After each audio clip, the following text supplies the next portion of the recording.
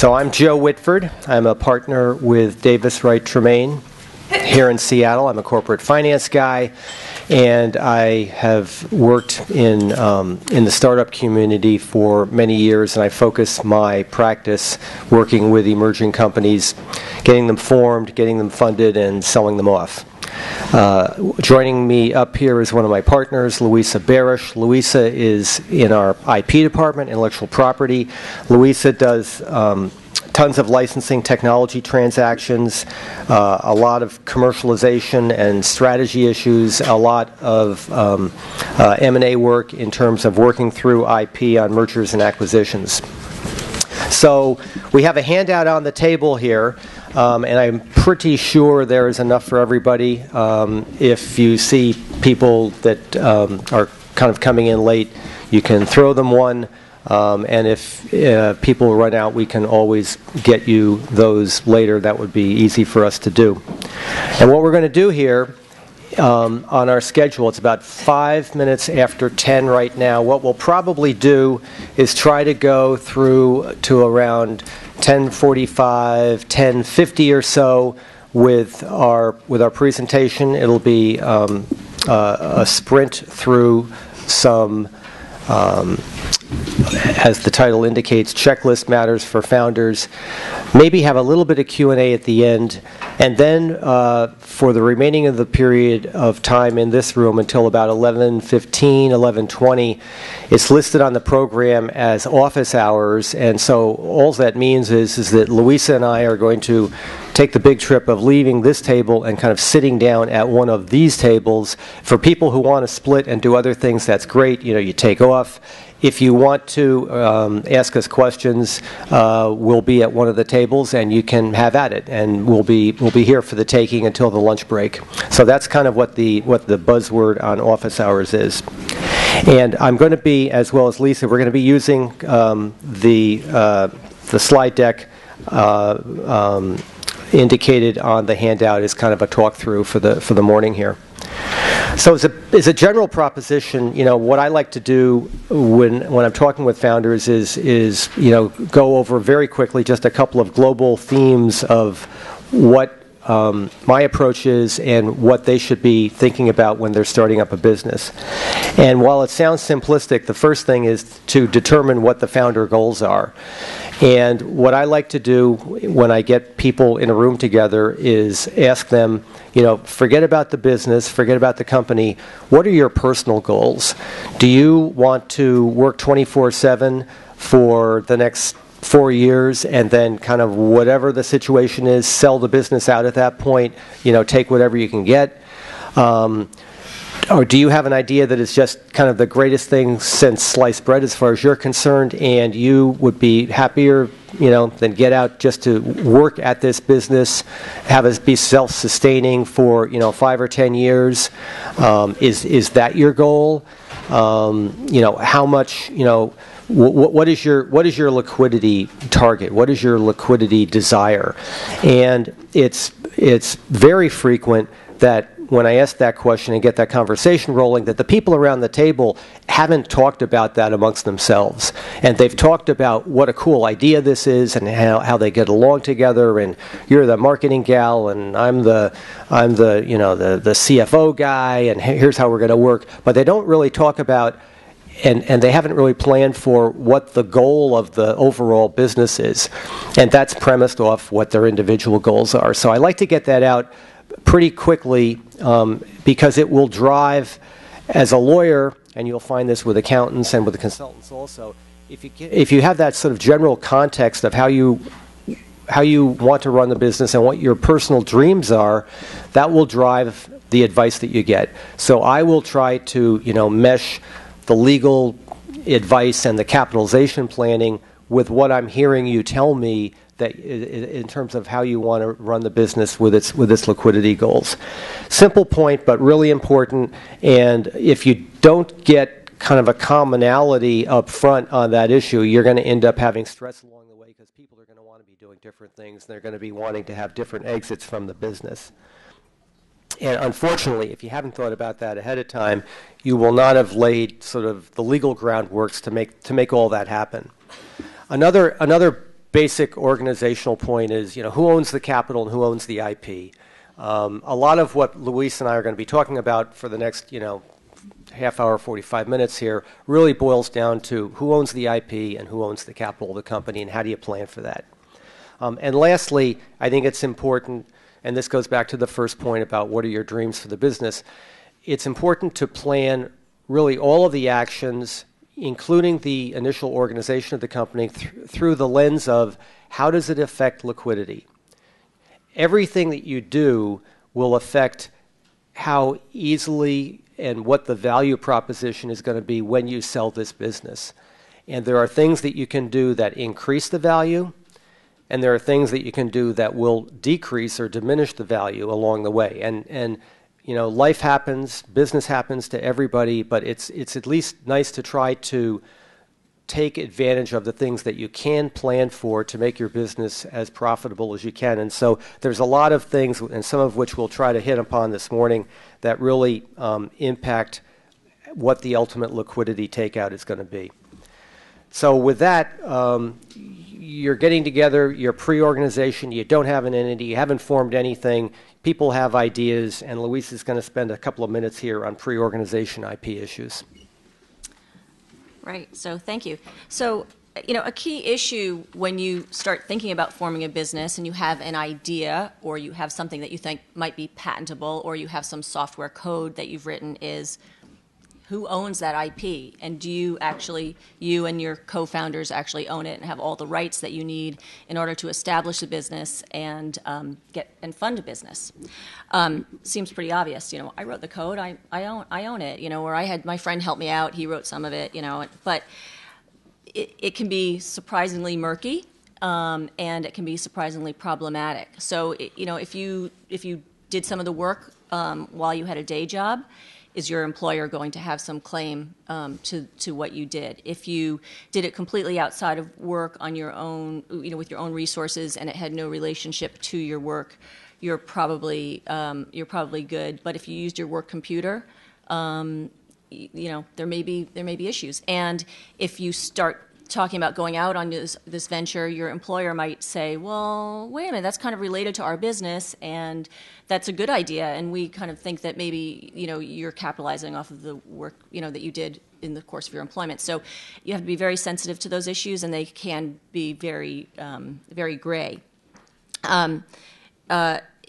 Similarly, if you work at an academic or research institution, you need to be familiar with your institution's technology IP policy, and be tuned into that. It may be IP that you need to license, and you need to think about how you're going to license that from the institution. You may think as a preliminary step to get a letter of intent or to option that technology rather than to negotiate a full-blown license agreement. But that's another, if you're in an academic institution, you need to think about your ownership of your IP in that context. If you jointly develop it with somebody else, with your buddy, do you have the same goals? Are you planning on using it together? Joint ownership of intellectual property raises a whole host of complex issues.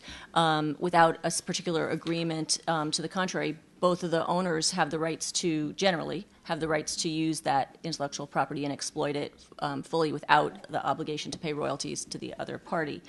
So there's those issues relating to joint ownership.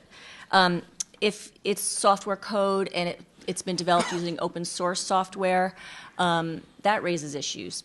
Sometimes your buddy did some coding for you and took some shortcuts, which makes total sense. Use some open source software that can infect your proprietary code and can have an impact on your really ability to get funded and to have a marketable proprietary product. So all this kind of comes down to one of the first steps at the beginning stages of forming your company is to make sure that all the IP is owned by the new entity and that you have a valid and enforceable assignment of the intellectual property to the new company. And that's isn't something that you should do on your own on the back of a napkin. I mean, that's one of the first things that you probably want to engage your legal counsel on, to make sure that the agreement by which you assign the intellectual property to the company, so that not that you as the founder own it, but to your new company, is validly owned by the company. You also want and on that last point, I mean, that is a point that I see triggered when people want to raise money and go out and seek investment is the intellectual property person, the gal who crunched the code, has insisted at the beginning of the organization that she's going to keep the IP, she's going to license it to the organization, to the entity, with some pullback and termination provisions.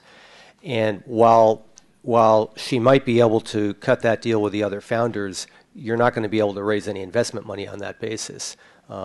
People are not going to put money into a company unless the company owns the IP. Mm-hmm. Yeah, and I think to your issue about keeping your eye focused on the liquidity issues, that's kind of key. Also, did you have non-competition obligations to your former employer that might be impacted by your new venture? Is another thing to consider. And then just to be careful about disclosures that can affect patentability of your inventions. So I'm going to ask you one question here, Louisa, and you've heard me ask this before I kind of go into some of the capitalization issues. I'm working at a company. I'm a technology guy. I'm doing something on my own. At nights and on weekends, I'm crunching some code for Project X, which I want to go out and start a business on. The question is, do I go? What are the pros and cons of me going to my boss at work and telling him what I'm doing? Yeah, I think that's very fact-specific, right. as we've talked about. It's a loaded completely question. Fact-specific and, a loaded question. And, that might be a good thing to do if you have the right relationship with your employer, if you feel confident that what you're doing is kind of outside the parameters of your employment. If it's not outside the parameters of your employment, I think you really have to think carefully about whether it's the right venture to launch. But, even if it is, an employer could say, well, may see things differently, right?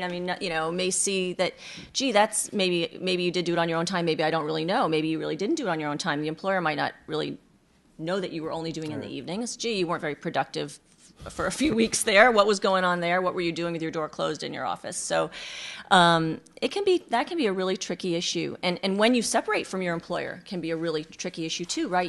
At a certain point, you're going to need to fish or cut bait, leave your job, invest your time and energy into your new venture. When do you do that? And that plays into this too, because if you wait too long, you may create more problems with respect to the intellectual property ownership issues. So that's a tough question. We get that all the time, and the answer is different depending upon kind of what the facts are. But it is a tough question. So the next thing we're going to be talking about here just briefly is the capitalization planning, founder capitalization planning. And this is the question of splitting up the pie. You start out with 100% of a business, and you've got 2 or 3 or 4 people, and you got to split it up, and somehow it all has to equal 100%. It can't. 4 people each can't get half of the business. The math just doesn't work that way. So one of the things that I tell folks is think of the founder equity as the last equity you will ever get in this business. Now, in fact, that may or may not be the case. You may get options, or you may get a stock grant, later on, or something else may happen. But it is likely that that's going to be the last equity you ever get. So what that means is you need to think long and hard and put some quality thinking into every stock issuance or stock option grant that you make subsequent to that. Because from an ownership point of view, it dilutes down your ownership, right? Now, the economic theory is that when you bring in someone else and you cut them in on the equity and they get issued some stock, that while you own a smaller percentage of the ownership, you didn't follow the first rule. Okay. That while you have less of a percentage of ownership, economically, the ownership that you have is increased. The economic theory is that you're selling the stock at a higher price. But I've had that come up with clients where they'll spend the first couple of years and the stock, it seems like it's free currency. They're just, stock certificates here, stock certificates there. Everybody who touches the business, all of a sudden they're getting stock. And then they'll wake up 3 or 4 years later. And it's typically when things have worked out well, when it's a profitable business, and they've decided that they have given away too much stock. I mean, there was even in the press, I mean, I read an article, just a few weeks ago. It was covered in the Wall Street Journal about some of the high flyers down in Silicon Valley right now. I think Zynga was one of them, where they're going back pre-IPO and asking people to turn back some of their stock because, in hindsight, it seemed like they gave out too much. Now that goes over like a load of bricks. You can imagine how happy people are about that. But it's better to try to avoid that by thinking it through more carefully when you are issuing stock. There's nothing better than founder shares. It's the best tax deal in the world. When you think about it, you're getting equity in the company. You're working your brains out for the next 5 years, and at the end of the day, that stock certificate is liquidated at capital gains rates. If you had been an employee of the company doing the exact same thing, you'd be on a W-2, and all that money would be ordinary income. So it is one of the simplest, but one of the best tax planning devices in the Internal Revenue Code. You get to turn your sweat equity into capital gains. Founders need to talk openly about their commitment in time and effort, because one of the things that I almost always recommend is that they try to implement some kind of reverse vesting, some kind of founder vesting. So Louisa and I go out, we form a company, we're making hula hoops, and we're 50-50, and I get a call from my sister in Virginia 6 months later, and she says she's got this medical emergency, and Joe, you need to go to Virginia and spend the next couple of years taking care of family business. I get on a plane, I wave goodbye to Louisa, and I say, make me proud, do well with our company, and is that fair for me to keep my 50%? Well, it's not. Is that the time to have the discussion? No, that's a horrible time to have that discussion for Louisa to say, well, gee whiz, Joe, while you're getting on the plane, I'd like some of that stock back. So the planning point here is those are things that can be planned for ahead of time, and you can have, redemption features where the company, redeems back certain portions of the stock over time if somebody leaves.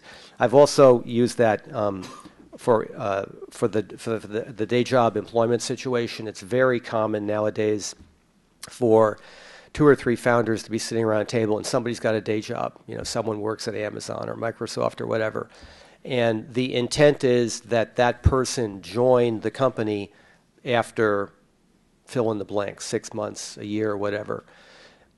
You can use reverse vesting so that if that person, and you can cut this deal right up front, that if that person does not join the company full-time after a certain period of time, the company automatically can redeem back some portion of their stock. And it's a cut deal right at the get-go, so you don't have the stress of discussing it at the time.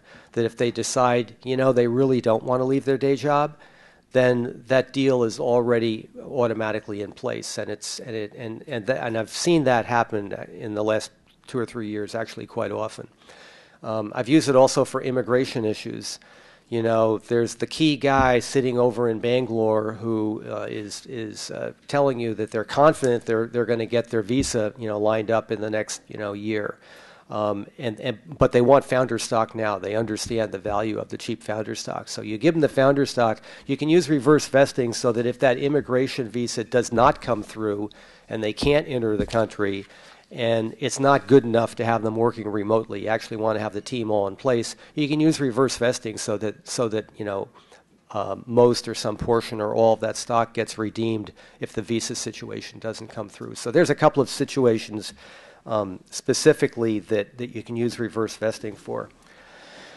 On choice of entity, this is a subject that I could talk for days about, so I'm going to cover it, in about 60 seconds here. Many people nowadays will start off, with 2 or 3 folks as an LLC. You get the tax advantage of getting immediate write-offs for the cash that you chip into the company initially. The most important point to remember is that if you're ever going out and looking for investment money, 99 times out of 100, you're either going to start out as a C corp or you're going to convert the LLC. You're going to flip the LLC into a C corp along the way. That's not hard to do.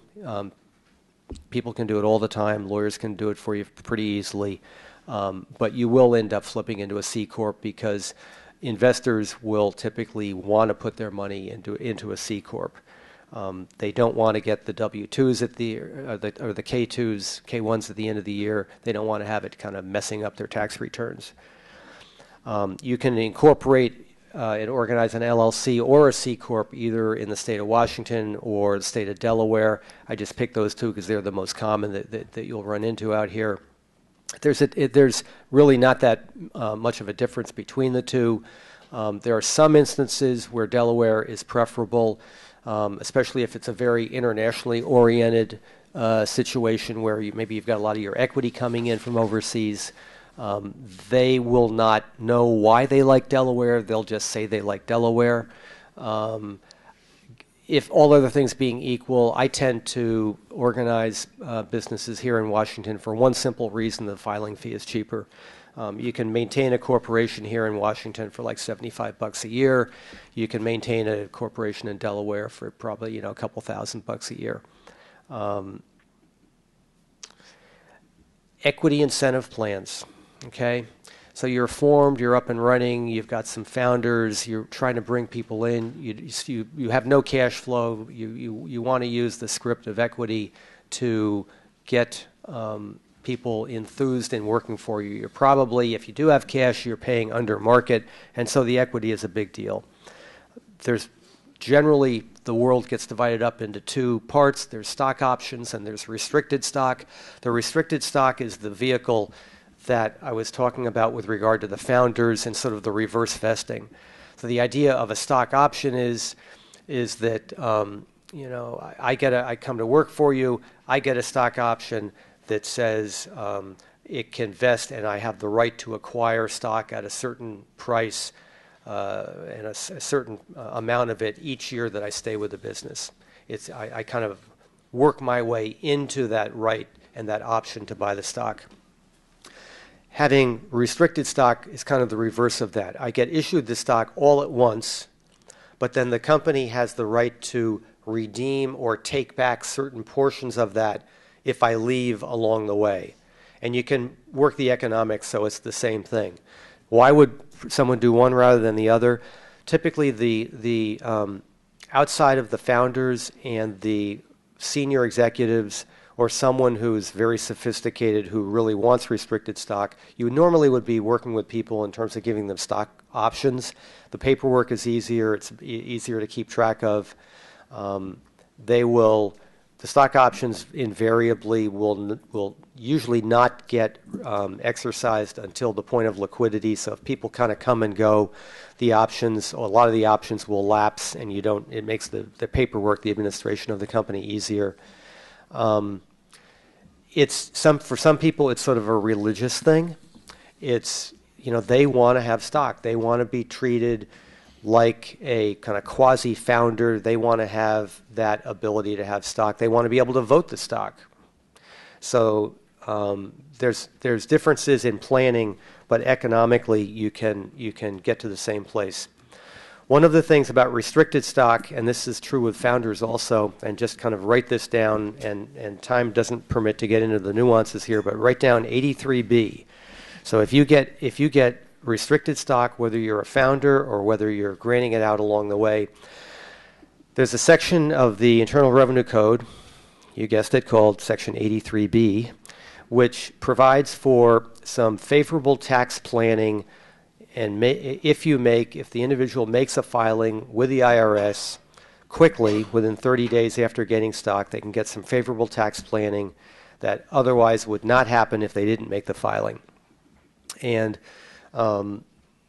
again, without kind of going off the deep end on this, we see a lot of situations where people come to us and they're a couple of years down the road and they've gotten this restricted stock, and the buyback feature, the redemption, is continuing to be layered off, and they never made their original 83B election, and some lawyer or some accountant has the job of telling them that they have phantom income all along the way in sometimes high amounts because that filing wasn't made. So 83B, just ask your lawyer, ask your accountant about that if you're getting restricted stock. two of the big things to think about in terms of business planning for stock options are how does the exercise price fit with proposed financings? The exercise price for a stock option and the issuance price of restricted stock have to be at fair market value. They have to be at the fair market value at the time of grant. And the options and the restricted stock for employees will always be common stock. It's not a legal requirement. It's just from a business point of view, it will work out that way, that those people as well as the founders are getting common stock. And if you're going out and getting financing, the financing will come in as preferred stock because financing always wants to be preferred, 9 times out of 10. The preferred stock can sell for a higher price than the common stock because it has preferences. It's worth more. So you can have some nice employee incentives where if you're selling preferred stock for $1, you could have an option price of 20 cents for your common stock options. And that's a planning point that's important and nice to keep in mind. It's an employee-friendly point to keep in mind so that sometimes people, we see them where they're issuing their stock options at the same price as their preferred stock offering prices. And you can do that. There's nothing wrong with it, but you're not giving the employees the benefit of a potentially much lower price. So that's kind of a nice planning point. The other probably biggest single issue with regard to stock option planning is the question of acceleration of unvested options on the sale of the business. So for a very typical option grant program, a vesting program will be vesting over a 4-year period with a 1-year cliff. So what that means is that slang, the 1-year cliff is sort of slang for 25% of the option is vested 1 year after grant, and if you leave before the 1 year elapses, none of it is vested. You have to hang in there for at least a year for anything to be vested at all. And what that covers is the sort of the mistake hiring. It was a mistake. It didn't work out. The person leaves. It's not fair that they be vested in anything. But if they stay for a year, they're 25% vested, and then in years 2, 3, and 4, either on a quarterly or monthly basis after that, they're vested on a pro rata basis for the rest of the stock option. So let's say someone gets a stock option like that, and the company is sold in year 3. That person still has 1 year of unvested options left. And so the question is, what happens to it? Does it go away? Does it get accelerated so it's fully exercisable even though they haven't put in their time? You can determine those rules of the road in the stock option plan and or in the individual grants that you give to people. And so that's an important planning point. And it tends to be not surprisingly, the employees like to have full acceleration. Investors coming in like to have option plans set up with zero acceleration because from their point of view, it just splits up the pie more at the time of liquidity. And that's something that it's a strategy matter you can talk through with your advisors. I tend to advise to be more on the employee-friendly side. Kind of my default with people, I usually recommend like maybe a 75% option acceleration on a change of control. So we're moving on. Again, we're trying to be quick here and speedy. We're moving on with IP issues that come up when the company is being organized. So you formed your company and you are maybe hiring your first employees. One of the first things you need to put in place are standard employee non-disclosure and invention assignment agreements. You'll work with your lawyers for a form of these agreements. They're pretty much a form agreement, although there are some decisions to be made with them. But they're critical because this is an agreement that assigns to the company inventions that the employee makes, and also includes non-disclosure obligations for the employee.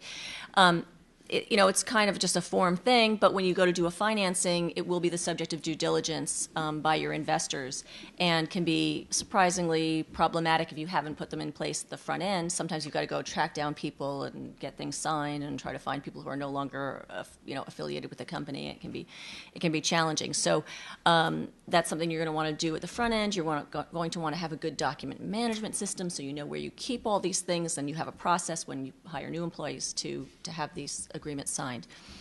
Similarly, with consultants, when you hire a consultant, you're going to want to put in place a non-disclosure agreement with the consultant, and also have an agreement with the consultant about who owns the intellectual property that consultant may develop. It seems kind of counterintuitive, but unless you have a specific written agreement that defines that the company owns it, the company doesn't necessarily own it. I mean, it's counterintuitive because you're paying them, they're doing work for you. It seems like you should own that intellectual property that they develop, but it's not. That won't necessarily be the case, and can be very, very problematic down the road. And be careful of using your consultant's form of agreement. You hire somebody and they go, yeah, sure. And it could be for anything. It could be for a branding project. It could be for developing code. Sure, I can do the work for you. Here's my standard form of agreement. You sign it. They own your intellectual property. You don't really focus on it. You go to do a financing. Your investors, lawyers come in and look, and you've got a problem on your hands. Consider. I have a quick question about the IP agreement that you were talking about. Do you have to specify what the IP might look like, or can it be completely ambiguous and just be stated IP? It's generally not specified in the agreement. It's generally more the scope of work that they do in the course of their employment, where it might be specified in terms of specific exclusions. So sometimes you have these agreements and then you list out and carve out specific exclusions. If you're the founder of the company, you're going to want that to be a very broad agreement that encompasses all the work that they do in the course of their employment, with perhaps specific exclusions if they've developed something previously. It may be that maybe they've developed some code and it has broader applicability than the use just for your company. They might want to either exclude that and then license that particular piece to the company, or you might have to make some particular arrangement. But generally, the agreement wouldn't narrowly identify for your employees the work they're doing. Now, for a consultant, that could be kind of different. I think you were talking about the employee agreement. But for the consultant agreement, it depends what the scope of the work is, what else they do. It can be a challenging issue, because if you hire a consultant who's an expert in a particular field, which is why you're hiring them, they're not going to necessarily want to turn over everything that they develop to you that then is going to preclude them from doing the work in their area of expertise. So it's a little bit of a fine line that you have to draw, and there's some negotiation usually involved in that process. The other thing to consider when early on is your patent strategy. That can be a little bit challenging because patenting is an expensive proposition. You can consider doing provisional patents, which is less expensive, but can also, you've got to be a little bit wary about taking the low-cost approach on that as well. There's some changes in the patent law that I'll talk about in a minute that means that you really need to think about these things more at the front end rather than waiting. So that's something to think about. And then think about whether you need to put non-competition agreements in place with your employees or consultants, to protect your business. Those are generally enforceable in Washington. If you're doing business in California, they're not generally enforceable. Anything else on that topic? No, I think. Non-competition agreements are generally enforceable in Washington if they're reasonable in scope and duration. In California, they're generally not enforceable. And I think what we're going to do, because of timing, we're going to try to probably take the Q&A sort of when we break here, and in our office hours section of the program.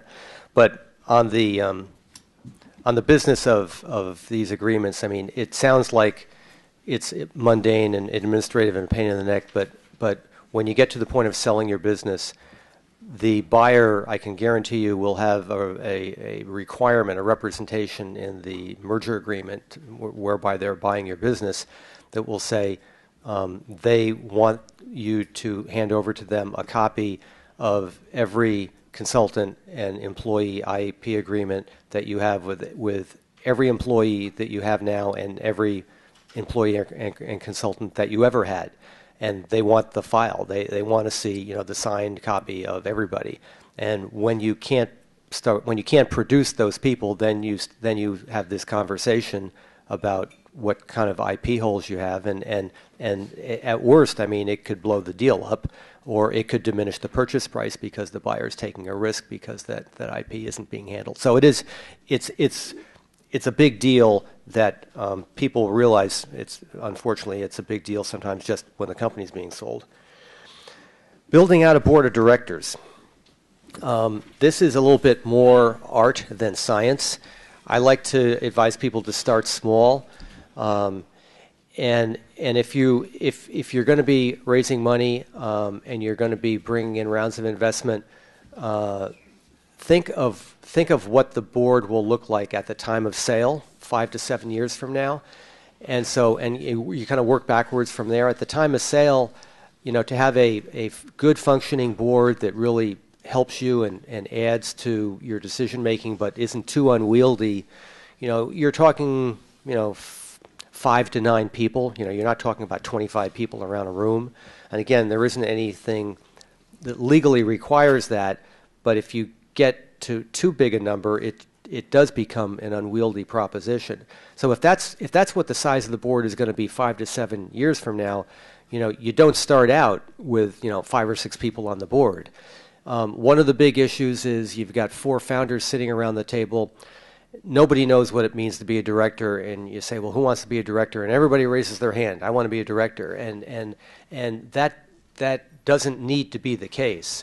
A very typical model is that one person, one founder is a director, and you bring in a director as a representative of an initial round of financing, and you have an outside third-party director that you mutually agree upon. So you will start out maybe in the first year with like 3 people on the board.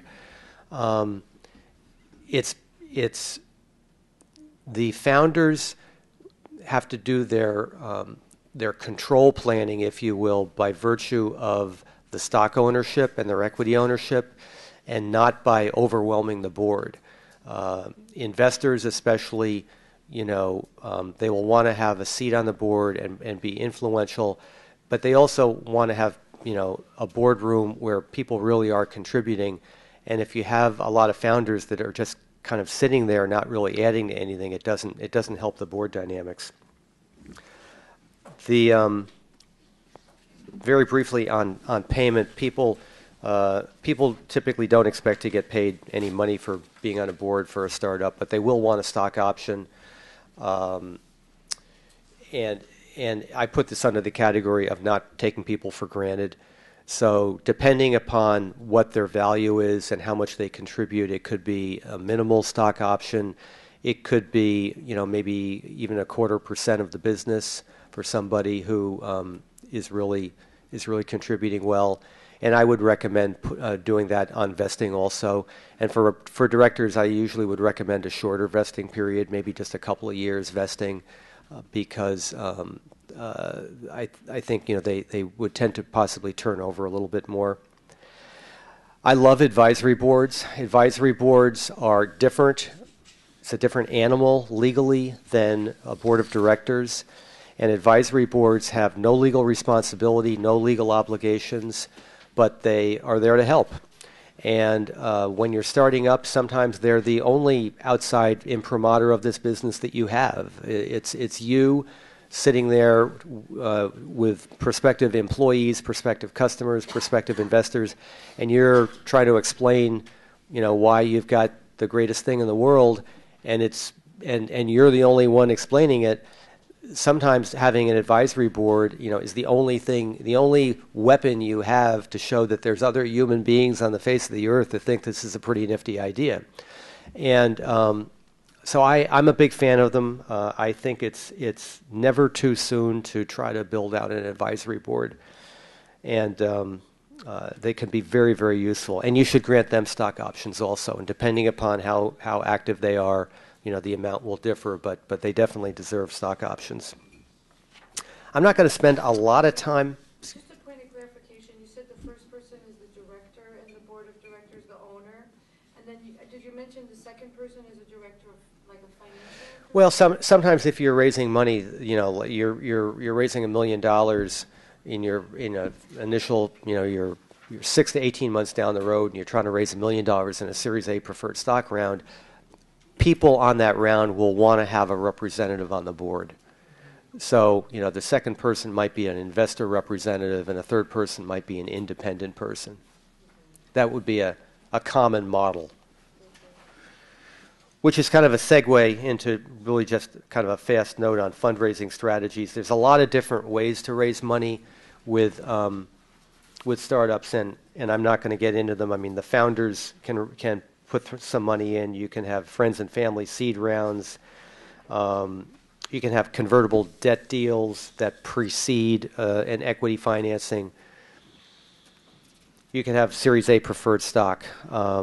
Those are the two most common sort of outside investor vehicles, would be either convertible debt or Series A preferred stock. The legal context of raising money is that, and you may not get into a lot of detail on this initially, but the legal context is that you need to be working with accredited investors. This enormously mitigates both the legal and the practical risk of raising money. Accredited investors who invest money into your business, magical definition of either having $1 million in net worth, and that's excluding the value of the primary residence. Except if the primary residence is underwater, then the deficit does get dinged in the net worth. It's a negative. So you either have $1 million of net worth, or you have $200,000 of net income a year. And if you're raising money from people that don't qualify under those standards, the risk goes up exponentially. A couple of things that happen operationally that impact liquidity that are sometimes done thoughtfully and sometimes done not so thoughtfully in terms of just general contracting. You need to be careful when you're starting up, as a founder, of sort of giving away the store on terms for deals. So someone wants a right of first refusal on your business. Can you give that up? Sure. Is that a real pain in the neck when you're trying to sell your business? Absolutely. Somebody comes in and says, you're desperate for money. They say, here's $100,000. I want it to be non-dilutive for the next 7 years. Can you take that? Legally, yes, you can take it. You'll regret it because taking money that demands to be non-dilutive over long periods of time will drive you crazy, and it will scare off a lot of subsequent investors. Now, sometimes people say, here's $100,000, and I want it to be non-dilutive, through your next round of financing, which you're planning on doing in the next 6 months. That's a negotiation, but I definitely would put some time periods, some parameters around that. People put in contracts, commercial contracts, non-assignment provisions, anti-assignment provisions, and those can hurt a final liquidity deal, because maybe it's a really great contract, but when you're selling out to your buyer, you can't automatically transfer that contract. You need to get their permission, and that decreases the value of that contract in assessing the value of your business. I think the last thing we're going to cover here, which is very new legislatively, Louisa's going to cover the point before that. Yeah, I just wanted to make a point on the contract pitfalls, because it's something that I have seen so many times that is problematic, which is you get your first customer and they ask for a most favored nations provision on pricing. Basically, you'll sell. If you later on sell your product to somebody else at a lower price, you'll give them the same lower price, or you won't sell to anybody else at a lower price, or that kind of clause. I mean, they get drafted in all different kinds of ways. But in any event, when you have one customer, you think, great, I'll give you anything you want. I'm happy to have a customer. But those things are so problematic, not so much because you're going to get sued over them because they're really hard to interpret and enforce, but just that you can struggle with them so much figuring out how to comply with them, or how to not comply with them with your subsequent customers. So, I think they kind of fall into the same category as some of these other things that are kind of things that are seem easy to give away at the front end, that you need to be careful with when you're looking at, both liquidity and growth of your business down the road. So this last topic is new legislation with regard to the patent system here in this country. And again, this will be brief, but this is an important strategy point on patent filing. Yeah. And I think the reason we thought this is important is because it does kind of change how you need to think about your patent strategy at the outset. So until September, when this new law was passed, the United States had a first to invent patent system, which was contrary to most of the rest of the developed world, where it was a first to file system. So, and that system has caused a lot of litigation, and it's often difficult to determine who is the first inventor. So in September, the America Invents Act was signed into legislation, and a key component of that new law, among many other different patent reforms, is that we now have a first-to-file system. And on the one hand, that hopefully will be more clear-cut and cut down on litigation, but it also means that it's a kind of a race to the filing office. So as a founder of a small company, you have to be aware of that, because bigger companies are going to be. The law may advantage larger companies who can put a lot of resources behind just doing lots of filings. So you need to be aware of that. You need to have a policy within your organization that, as inventions are developed, for reporting them and making a determination about whether you're going to file. There's a couple of little wrinkles to that. The changes in the U.S. law retained the 1-year grace period following public disclosure. So some people are calling this not so much a first-to-file act as a first-to-disclose act, because if you publicly disclose your invention, you then have a year grace period before you file. It also retained the provisional patent, so you can, after that 1 year, you can still file a provisional patent and then have another year to file a full-blown patent. The new law also has a reduction in fees for small micro entities, which most startup companies would be entitled to. So you should be aware that it's somewhat cheaper to file a patent.